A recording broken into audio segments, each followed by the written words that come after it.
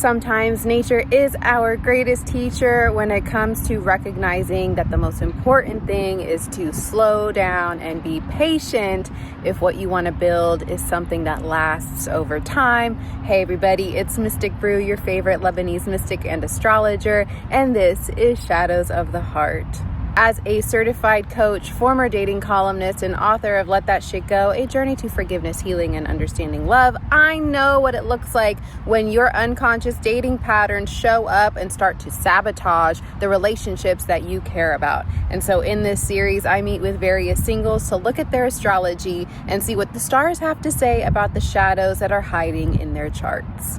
In this episode, you'll meet Lindsay in Aries Sun, Pisces Rising, and Leo Moon. We got a lot of fire in this episode, who is recently divorced and finding herself back out on the dating scene, but trying to be more intentional about finding aligned and authentic relationships so that she no longer has to hide who she is in partnerships.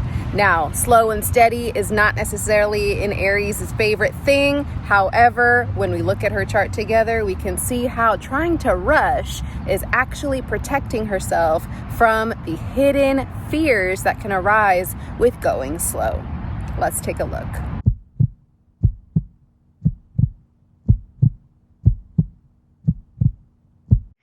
Hey Lindsay, welcome to Shadows of the Heart. I am so excited to look at your chart together. To start, you may already know this. You are in Aries Sun, Leo Moon, lots of fire already, and a Pisces rising. Your poor Pisces rising, hanging on for dear life.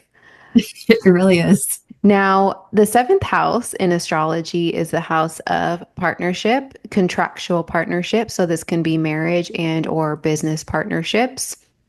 And I want to start there for you because there was a placement that caught my eye there, which is your Jupiter and your Saturn very closely conjunct, meaning very close together in Libra. And so sometimes when two placements are really close together in what's called a conjunction, they sort of merge. And so it's hard to tell whose energy is what and do their individual jobs. So a few things with this. Saturn in the seventh house, or having a Saturn ruled seventh house, which would be Capricorn or Aquarius, can sometimes point to settling down later in life and or being attracted to more mature, older partners. Saturn, when we talk about Saturn's maturation age, it's usually 35-ish and above. And so your Saturn close to your Jupiter, which also, side note, Jupiter in the seventh house, sometimes a marker of marrying rich, which we love that as well. There can be some, Claiming that for myself. Thank you. yes, claiming it for you too. I would love that for you. There is a sense of abundance and expansion that can arise with marriage as well.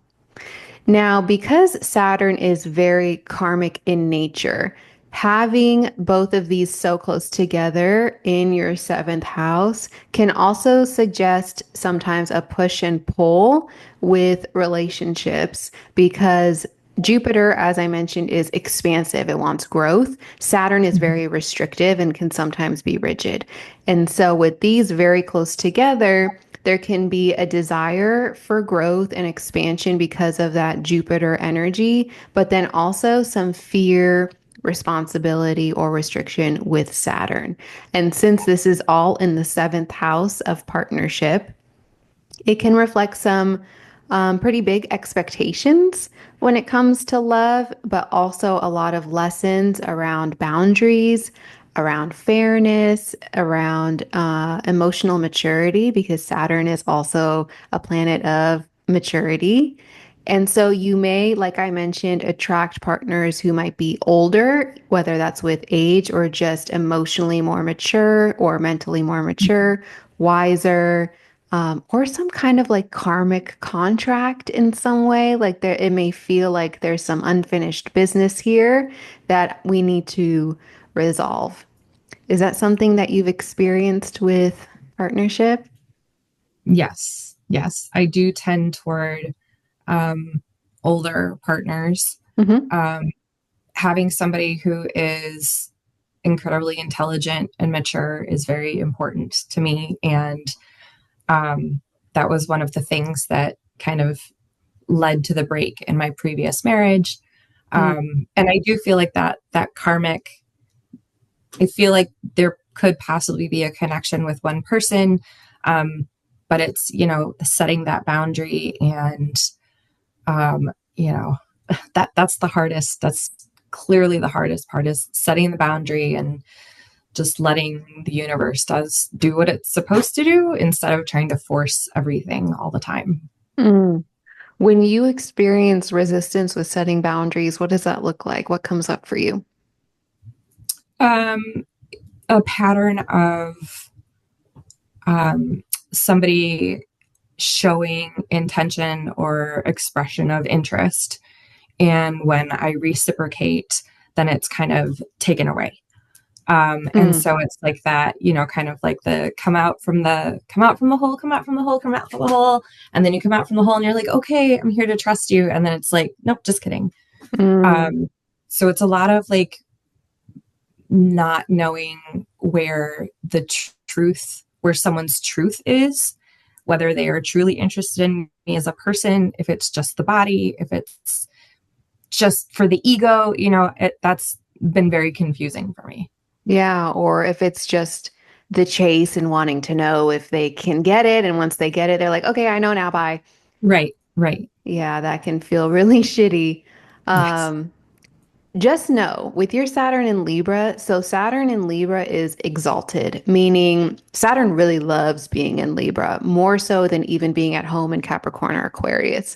And so having a really strong Saturn placement like that, especially in your seventh house of partnerships, if people do you wrong or do wrong by you, that karma is swift. And I don't know if you've experienced it or seen it work. Now, it's two ways. The karma is quick for you if you ever do anything that is outside that sort of moral line, Yep. and with others. And so if others ever mistreat you or do wrong by you or have any sort of malicious intent, just know Saturn is handling it, whether you are taking it into your own hands or not. Yeah, I have seen that actually, which is, it's not, I don't take joy in it, but it's interesting to see how that happens. Um, Right. yeah. We're not going to take joy, but it is nice to know that, things are The being universe is handled. watching and seeing and taking care, which is very helpful. Yes. Yes, absolutely. So, with displacement, something that may be challenging with dating that comes up is a tendency to sort of swing between that overgiving or undercommitting energy. And Mhm. again, with Libra energy, it really craves that balance, that harmony, diplomacy as well. However, the shadow side of Libra is sort of um, overlooking your own needs, not speaking up for yourself, always self sacrificing in order to keep the peace. So, something to keep in mind with that, as well as the fear of losing yourself in relationships, can come up with displacement as well. Um, and interestingly, because there is on one end the fear of losing yourself, but then also a fear of loneliness that can Yes. arise. And so that can be hard to find a balance of. But balancing your freedom and your responsibility when it comes to love can be really healing here, as well as finding ways and learning to commit in partnership without that self abandonment. And so, again, it is finding ways to how do I honor myself? How do I speak up for myself? How do I make my needs known, my feelings known without completely losing myself while also leaving room for the other person's perspective, their experience, and where we can find that harmony in the middle. Sure. So your Saturn and your Jupiter in Libra are opposing your Mercury in Aries in your first house.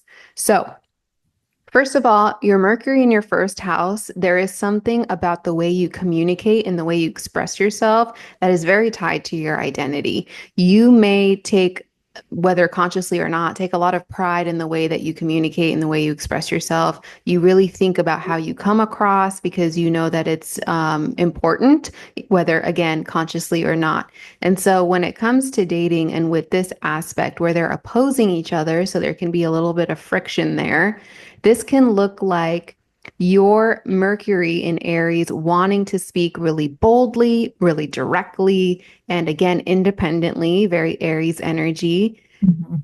But then that opposition can create conflict between that authentic expression and that desire to, again, keep the peace or to meet your partnership's ideals and their wants and needs and whatever else. So you may struggle from time to time in feeling heard and respected when it comes to your relationships, or you may attract people who kind of challenge your voice in that way to see if you will speak up for yourself and if you will sort of assert yourself. So, when it comes to dating, some challenges that can arise with this placement is really suppressing your thoughts and suppressing and downplaying your own needs because you want to maintain that connection. And there is that Mhm. underlying fear of, oh, well, if I speak up, I may lose the connection, which then, of course, can either lead to frustration or getting to a point where it's like, oh, I can't keep denying what I'm not saying. And then it becomes a little explosive with that fire energy in Aries. Yes. Yeah. So practicing that direct, compassionate communication, reminding yourself you're allowed to take up space and to speak your truth without guilt. Out of curiosity, if I were to ask you where in your life, early on in your life, you felt bad for taking up space or for speaking your mind, does something come to mind for you? Quite a bit. Yeah. Just, as a child, I grew up in a very strict religious household, Mm. and I was always kind of the one who spoke my mind and bucked the rules. And that did not go over well. It was anything from the music I listened to how I wore my hair, to my clothes, to what I chose to, participate in at school. And so I just kind of learned that, my needs and my voice should just just go through the day, just survive, just like fly under the radar. Mm. I went through a really long period of just like not wanting to be seen, like at all. So yeah, I would say probably for the first like 35 years. Or when you're a kid, you have that joie de vivre, and then like in the middle, it kind of crushes your spirit. And I've been working on a lot of healing with that, but it's absolutely like learning to speak up and speak your truth and ask for what you need has not historically been a safe thing for me. Mm. Yeah.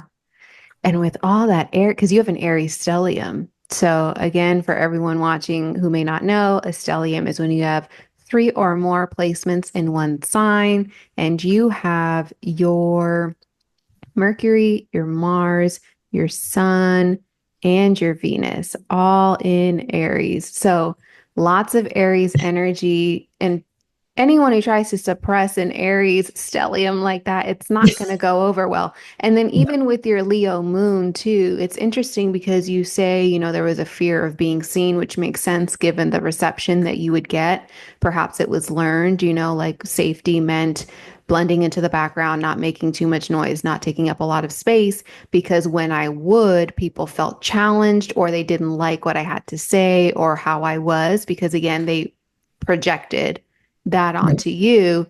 But with these placements, it feels like the fear underneath being seen is actually a fear of not being seen for all that you That, are. that would be Yeah. accurate. Yeah. Well, we are healing that now and we are allowing ourselves to be seen. So let's talk about this stellium. You have your Mars, your Sun, Venus, all conjunct. So again, close together in Aries. So lots of fiery passion, bold desire, but also that need for autonomy and love. This is going to create a very charismatic, magnetic, self-assured energy for you as a lover. You lead with that passion. You value independence. And so, again, maintaining that independence is really important to you, which makes sense why, if you find yourself in relationships where it's actually all coming together, when you find yourself in relationships with that Libra energy, which is the sister sign of Aries, so they represent sort of these two ends of the spectrum.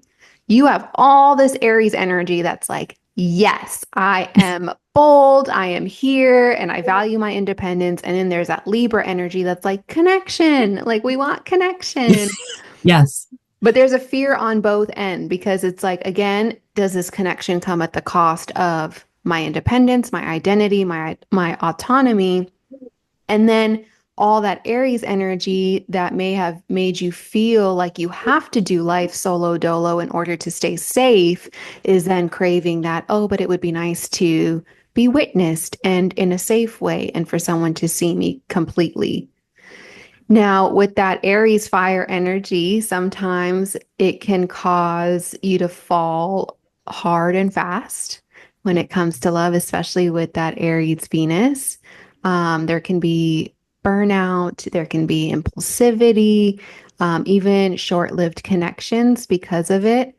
And again, Venus in Aries, it craves the thrill sometimes of the pursuit. Interestingly enough, kind of goes back to what we were saying earlier about that conquest energy of, well, can I get Mhm. it? I just want to know if I can get it. And sometimes Venus in energy, or yeah, Venus in Aries energy unconsciously is doing that same thing, or it's like, ooh, I wonder if I can just get the person, get the attention, get the whatever it might be, and sometimes puts that on a pedestal versus the slow build of intimacy. And so that can then lead to attracting partners who either can't keep up because things are moving really, really quickly, or they try to sort of dim your fire for whatever reason. There can also be resistance to vulnerability because of the fear that it'll slow you down. So, part of that, and also looking at your chart, there's not a lot of earth placements in your chart. And so that slow build, that consistency may sometimes not feed that desire for action and passion and movement. And so there may be something within that of sort of rewriting the narrative of what that slow build means. Instead of it Okay. being boring or whatever else, it's more like, okay, but we're building and we're building deep intimacy, and there can be fun and play within that as well. So, integrating sort of that desire with Okay. sustainability and then creating space for that emotional depth and spontaneity. Like it doesn't have to be one or the other, it can be both with a beautiful balance. I'm just going to pause really quick here and check in. How are you Yeah. feeling? Is anything coming up? I mean, it's pretty spot on. I definitely have it's that feeling of, like I have to make sure that it stays. Mm, And I think that was, something that I repeated a lot over the years, was I just had to make sure it stayed. And definitely taking a step back and trying to just like very slowly build a connection before even attempting some kind of other relationship is something that I absolutely need to work on. And the Aries part of me is just like, well, what are you waiting for? Like, I'm 44. Like, and then I have to remember, like, okay, but time isn't really real, and it's going to be fine, and just kind of recentering. And it's absolutely something that I I have been working on, and have not mastered yet, but hopefully sometime soon. Of course, it takes time. And something else that came up as you were talking is we've already established that being seen has been a fear because of the way that your vulnerability and your just you being yourself has been received by other people. So it makes sense that perhaps a couple things. It makes sense that one, you may want to move quickly because again, it's like, well, if I can just lock this down and do this really quick, then there is no fear of leaving or them no Right. longer being interested. However, that is feeding the shadow fear of, oh, but if they really got to know me, then they leave or they won't like what they see or I'll be too much or whatever else. And so again, it's our shadow's way of trying to mitigate our fears and what we are uncomfortable experiencing because it requires us to show up differently. And for you, with your Saturn in the seventh house, you are a deeply committed person when it comes to the relationships that you decide, okay, I'm committing to this. Like you are committed. And again, that still might bring up fear because with that commitment comes the understanding that, oh, we are going to be experiencing each other over time. So any masks or performance that I have learned to keep me safe is bound to fall. And then what happens? And so again, it is understanding that perhaps my resistance to a slow build and to deepen intimacy over time is really just my fear of what happens when they see the real me. Is it going to be met with the same energy that it was met with when I was younger? Which makes complete sense. Yeah. And the right people for you are going to love it. So either way, it's a win because even if they're like, oh gosh, I don't know, great. Now we know that's valuable information, and you don't want to spend any more time trying to convince people to see you for who you are, especially when there are people who are dying to know who you are. Right. So reclaiming that right to be yourself and to feel safe in being yourself, which takes me to your Pluto and your Black Moon Lilith. So you also have a Libra stellium. Interesting in both I that aspects. was like the one thing that I actually like looked up because I was like, ooh, they're like right across from each other, and there's a stellium here and Yeah. a stellium here, and yeah. Yeah, partnerships, finding that balance between self and partnerships is really important for you in this lifetime because of all that energy on both ends of that spectrum. And I wouldn't be surprised if the last like almost 3 years were also really impactful for you in that way because the collective nodes, the moon's nodes, were moving through Aries and Libra. So as they were moving collectively, and I'm getting goosies, it was activating all of these placements for you. So I wouldn't be Yes. surprised if a lot of things happened in the last 3 years for you. Yep. That's when I left my marriage Mm, and went through basically my whole like butterfly cocoon phase, and um, really just started figuring out who I was authentically. mhm, Um, I found out that I'm autistic after 40 years, and doing the unmasking there and figuring out like how to regulate and how to actually feel my body again was huge. It was massive. And I'm still incorporating all of that into like a new work job and a new situation in my living space. So, yes, the last 3 years have just been crazy, crazy insane, but in a good yeah. way. Yeah, when the nodes of destiny are hitting parts of your chart, it's an activation that's aligning you with your destiny. So anything that was being forced or wasn't working or is no longer aligned with who you know yourself to be and who you're becoming is going to get shaken up a little bit, which is always uncomfortable because change isn't always convenient, but it's meant to help you align with that. Just out of curiosity, and obviously you don't have to share anything you don't feel comfortable sharing, but did you feel in your marriage that you weren't seen for your authentic self? Like, did you feel like you had to be a certain version of yourself in order to maintain the relationship? Yes, very much so. I had to Okay. be kind of like the perfect, I had to be calm all the time Mm. and just keep everything going and keep my mouth shut. And yeah, it was just, uh, Not an it was Aries just, I was, stellium.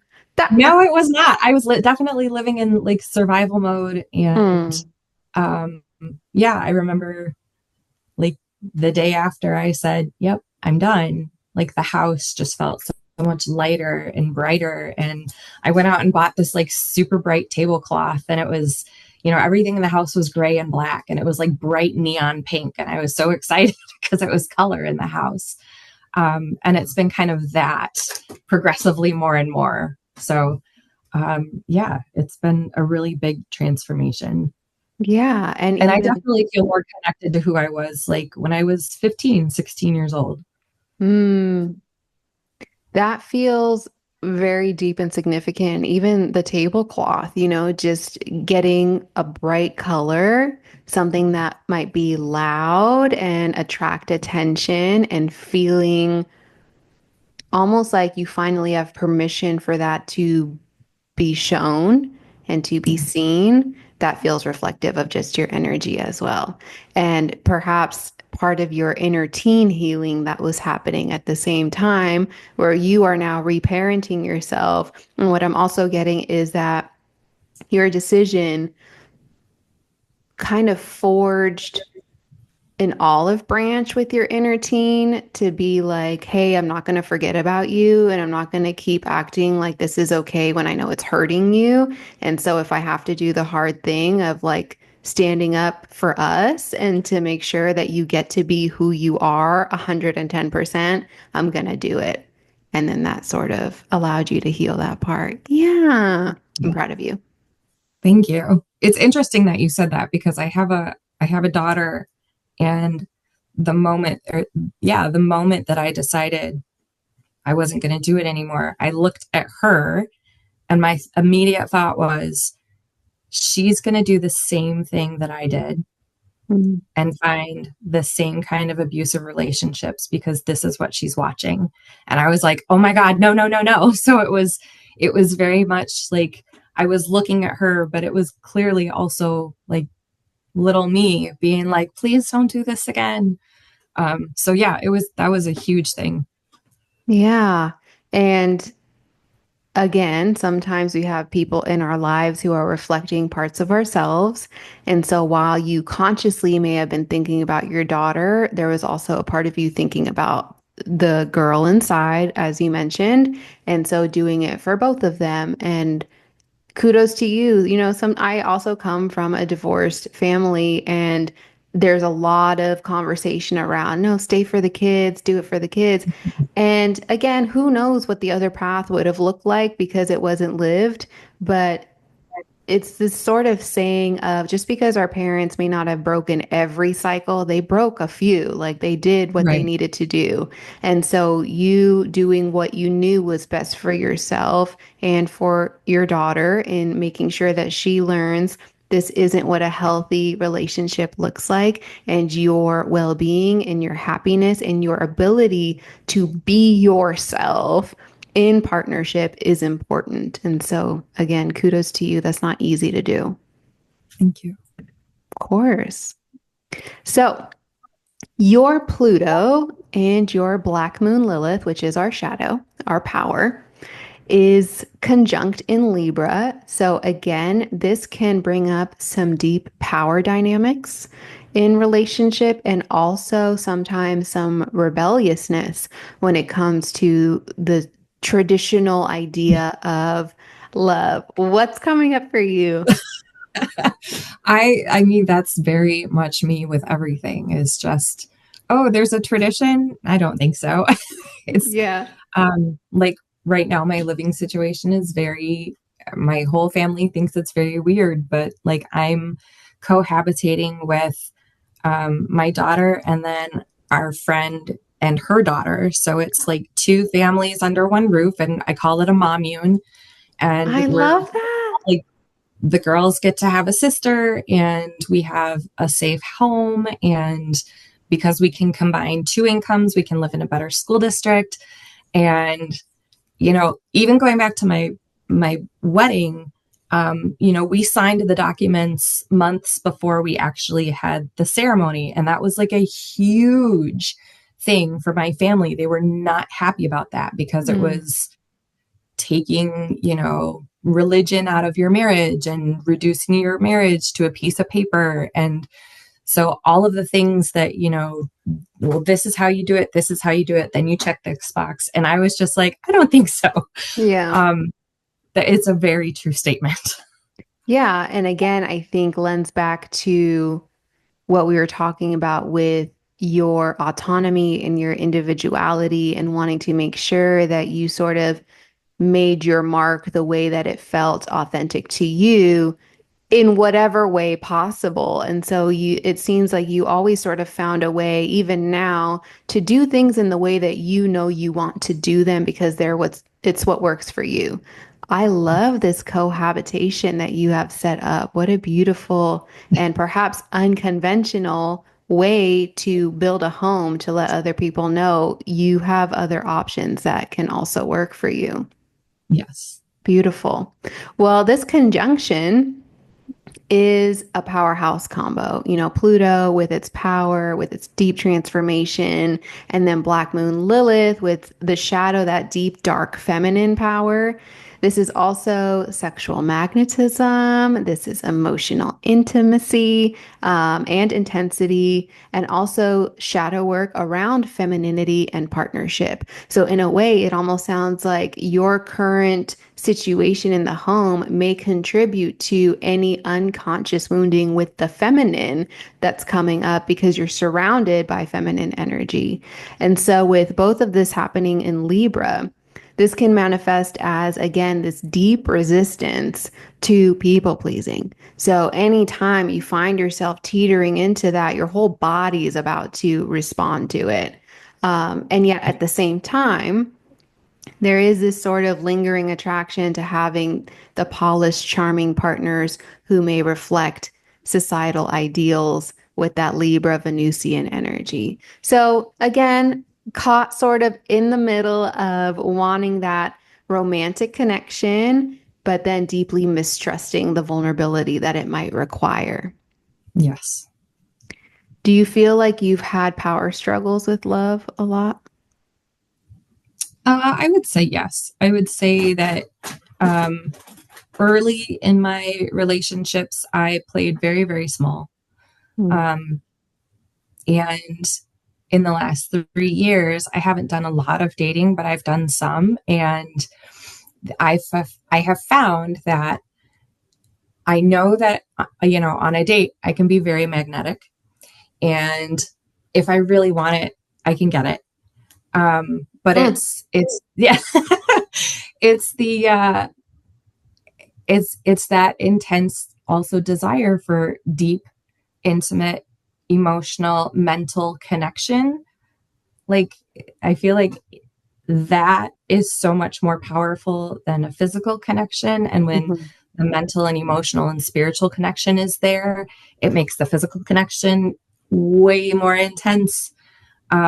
And the last few times that I have spoken up and, spoken my truth with dating, then they're like, all right, well, peace out. And I've just let them go. So it's not, um, yeah, it feels very much like a power struggle. And I think the struggle right now for the like trying to work through a long, slow buildup is realizing my power with also recognizing someone else's and allowing it to come together when it's ready.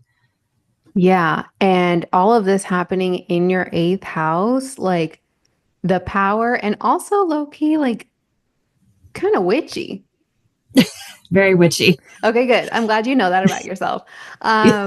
Yeah, very That's also a witchy. new thing in the last 3 years. So Oh, yes, I've good. just been very really exploring that. That's another thing that would not be okay with the rest of my family. Of So course. it's very, between me and the universe and a little bit with my daughter. She knows a little bit of it, but that's something because I grew up in a very religious Christian household, and I, I mean, you can imagine how my family would react if they knew. So, yeah, I'm excited about the witchy part, Yeah, actually. because it's in there. I mean, with this again in your eighth house, which is a very karmic house, it's also deep vulnerability, intimacy, sex, um, the shadows, and then also you're a Pisces rising. So it's just like there's a lot of elements here that sort of point to that. And also your Juno, which is the asteroid that tells us a lot about sort of our ideal marriage and spouse, is in Scorpio in your eighth house. So I am 0% surprised that you would seek a partnership that is sort of mystical in nature. Like there isn't a spiritual element to your partnerships, and I'm getting goosies again, that you really value.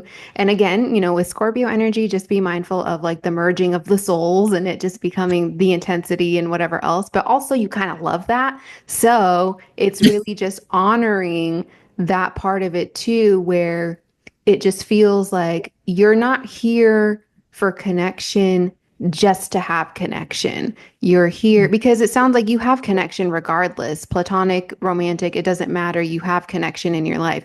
You want something that is spiritually grounded and something beyond this realm.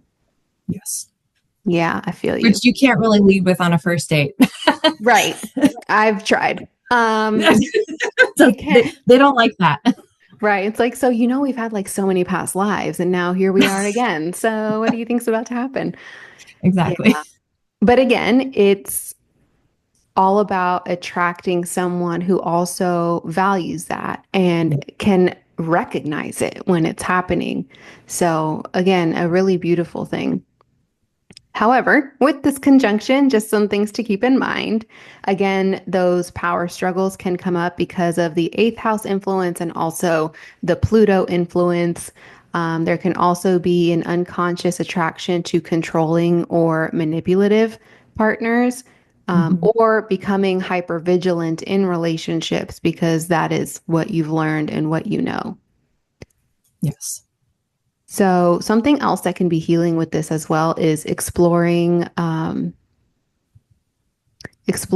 where shame or rage may still live in your body when it comes to love and intimacy with this placement. Now, because this is in Libra, it's also opposing that Aries stellium that we were talking about earlier. So, again, this sort of push and pull of that fierce independence with that Aries stellium, and then that need to surrender with this Pluto and this Black Moon Lilith. And this can look like an inner war that's happening between your need for that personal freedom and then that magnetic pull of transformation, and especially like high stakes relationships. There's something that is very alluring to intense, passionate partnerships. And again, maybe the unconscious knowing that this is going to transform me for better or worse. Like I'm not going to be leaving this the same person who went in. Right. And yet, there can be a fear of being overpowered in love for that reason, which can result in attracting or becoming dominant, intense, and avoidant. Something else, too, to keep in mind is that your Venus opposes this Pluto and Lilith conjunction. So sometimes that can make it seem like love and intimacy are more of a battleground than like a playground. Hmm. And the stakes may always feel high. So that can look like over identifying yourself with your self reliance, that Aries energy, or again, having difficulty with the softening and the trusting, which is Hmm. earned over time. So that's another thing, like the slow build will give you the foundation to be able to soften and trust, Hmm. especially if intimacy feels dangerous or if those power struggles come up. I definitely feel like I've been sitting in my masculine energy for most of my life. Yeah. So yeah, That, finding the soft and the feminine. I'm I'm like I feel like I'm working toward it, but I'm still not there yet. hmm So, Again, yeah, it takes time and not just with the mindset patterns or whatever. It's like your nervous system, your body has to learn how to feel safe in rest and to, again, trust. And what I've also noticed is our relationship to partners when it comes to attachment. So, for example, like if you are someone who attracts avoidant partners and you say are anxious, that classic push pull. So, if you have anxious attachment, I've noticed you also have anxious attachment with the universe or God or whoever you claim as the creator. It's always sort of mirrored in that way. And so when it comes to trust and surrender, if it's hard to trust when it comes to relationship with a partner, usually there's a level of difficulty in trusting with a higher power. You may want to surrender, you may want that connection, but again, there is a fear of, are you actually going to show up for me? Are you yeah, actually going to follow through? Am I actually safe here? And so, again, it is taking the time to heal all of the stories and the shadows and the narratives and ideas that allow us to continue to believe that we are one, not worth showing up for, that we are constantly let down, that we are not lovable, whatever else. And we start by first showing up in that way for ourselves. And given what you've shared about your past marriage, if you had to constantly show up in a very specific way in order to achieve this love, affection, companionship, then it makes sense why there may be resistance in building that level of partnership because now it just feels like work. Like there yeah, is just like a lot of, oh, well, shit, now I got to make sure that I'm showing up in this way and I can't be myself and whatever else. So it creates that resistance. that makes sense. Yeah. And so I do want to touch a little bit on your Leo moon because we love a Leo moon and it is squaring your Uranus in Scorpio. So, again, with that Leo moon, boldness, specifically emotional boldness. But then that Uranus and Scorpio creeps in with that square. So some tension, some friction. And then there's like a sudden emotional upheaval with that Uranus energy. So your moon in Leo is like, yes, I need affection. I need loyalty. I need admiration, especially if that wasn't something that you were given from a young age, or if you felt like you had to perform and put on a show or do whatever to get it. So there is this childlike need to feel special and to feel seen with a Leo moon. Now, it's square to Uranus and Scorpio adds this emotional unpredictability. There is rebellion, there is intensity, and sometimes this can look like reacting really sharply when you feel vulnerable. So you may see that sometimes your feelings, because again, your moon is your relationship to your emotions, it's your Mhm. unconscious. Your feelings may swing between sort of grand displays and then sudden detachment. Like just as big as it is, it leaves.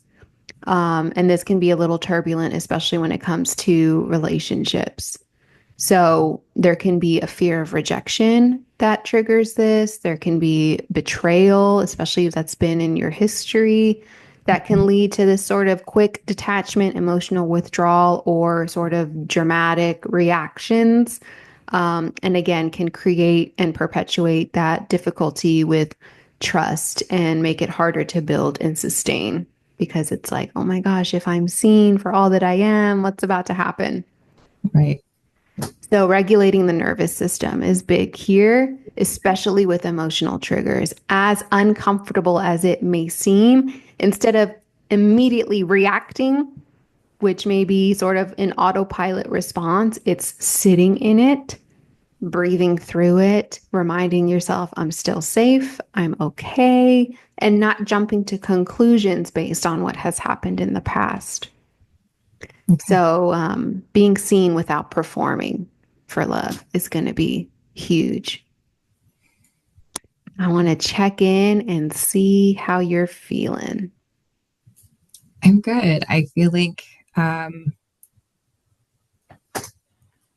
I feel like it's very accurate of who I am and like the journey that I've been going on. And I actually in the last couple of days have really been thinking about somatic therapy and Mm, just kind of like figuring a lot of that out. You had mentioned like figure out where the rage and the shame is still in your body. And I definitely feel like there's still, I've tried to process it, but you never really done processing right. everything. So I think doing some of the somatic work is going to be like the next step in like the healing journey for me, which is scary but necessary. So Yeah, and it's also really freeing, especially for someone who has a lot of fire in their chart, as you do. You have a grand trine in fire in your chart, which means a lot of power at your disposal when it comes to the fire element. Now, that obviously has a lot of gifts, that boldness, that courage, that confidence, that ability to take up space, to really claim your authority in different ways. And then the shadow side of the reactivity, the impulsivity, fire, burn to learn type of energy. However, that somatic therapy can really help, especially when it comes to the things that perhaps our mind has bypassed or buried. We carry everything in our body. And so, whether we remember something or not mentally, its memory is in our cellular body. It's in our bones, it's in our muscles, it's in our fascia. It's all in our system. And so when we allow ourselves to do the somatic therapy, whether that is Reiki, whether that is massage, whether that is breath work, whatever it is, to allow that trapped energy to move and to release in whatever way is necessary, it creates a lot of room. And it does take time, especially with shame and rage, because, especially for women, you may have been taught to suppress that. There is no need to feel rage. What is that anger for? Anger's not allowed. Or the shame, you then double down on the shame by being ashamed for feeling shame. So again, it can become a really tricky area. And yet, when we give ourselves the tools and the time and permission to work through that energy, we literally give ourselves the ability to rewrite the story that is living within our body. And so then when we do face moments where normally we would run or we would react or we would bring our claws out or whatever else, we don't need to anymore because we're not being triggered in our nervous system to feel like, oh, I'm in danger right now. Bring all the weapons out. And instead, right. you can just be in the moment. That's a beautiful gift you're giving yourself. So, some just overall patterns and things that we have discussed to keep in mind moving forward: intense, passionate, karmic relationships help you grow or shatter illusions. And so you may be drawn to them for that reason. There is multiple markers here of craving that deep independence, but then the intimacy conflicts. So you want the Mhm. devotion, but again, fear being consumed, which is understandable. But there is a balance there that just requires taking the time so that you feel safe, mind, body, and soul in whatever partnership that you are choosing to invest in. Communication is a core wound and a skill set in this. So you're learning how to speak your truth without sacrificing your peace. And you are here to transform your relationship to power, to vulnerability, and to pleasure through your dating life. So giving yourself the courage and the room to allow whatever narratives you've held onto in those areas of your life or in those experiences to shift as you put yourself out there and experience other people. Yeah. And that is it. How are you feeling? I know you had a little bit of nerves going into this. Yeah.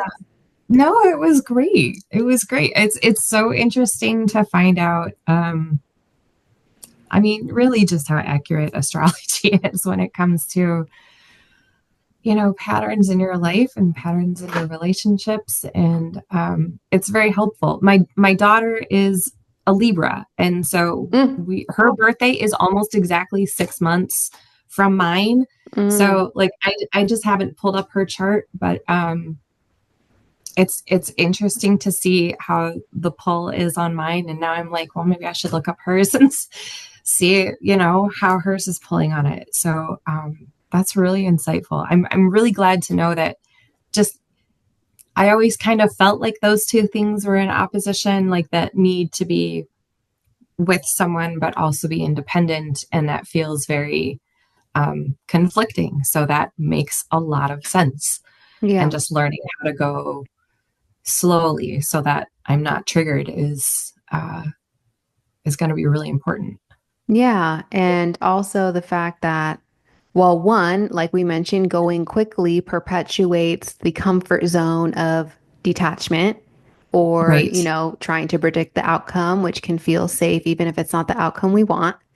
And Correct. also, this sort of push and pull of wanting connection and then also fearing losing our autonomy has literally been a theme in every session I've done for this. So it's a very common fear when it comes to relationships. And I feel like generationally, we are also trying to rewrite that story because so many relationships of the past that we've either seen in media, in family, in our past, whatever else, kind of praised codependent relationships. And Yes. so there was this sort of unspoken idea that a relationship will require you to completely abandon yourself and focus on the other person or whatever else. And so it makes sense that so many of us are now afraid to enter partnership and connection because we also have spent a lot of time trying to regain our individuality and our Yes. identity outside of what was placed on us. So it's a very valid fear. And so something I try to remind myself and others who feel this is that doesn't have to be the case. There is a way and room to create fulfilling, deep, meaningful connections that still honor your individuality and your autonomy. And again, I always say, it's not codependency and it's not hyper independence. It's that interdependence in the middle that really gives two people who care about each other the room to understand, like, hey, I love you. You love me. Let's just each show up with ourselves and the work that we've done and co create whatever makes sense for us. And that's all it is. So I am very hopeful and excited for you on this Thank next you. leg of your journey and your healing path and whatever doors that opens up for you. And thank you for being open and trusting me with your reading and sharing it with the world so that they can see parts of themselves in you too. Of course. Thank you so much for the reading. It was really informative, really helpful. My pleasure.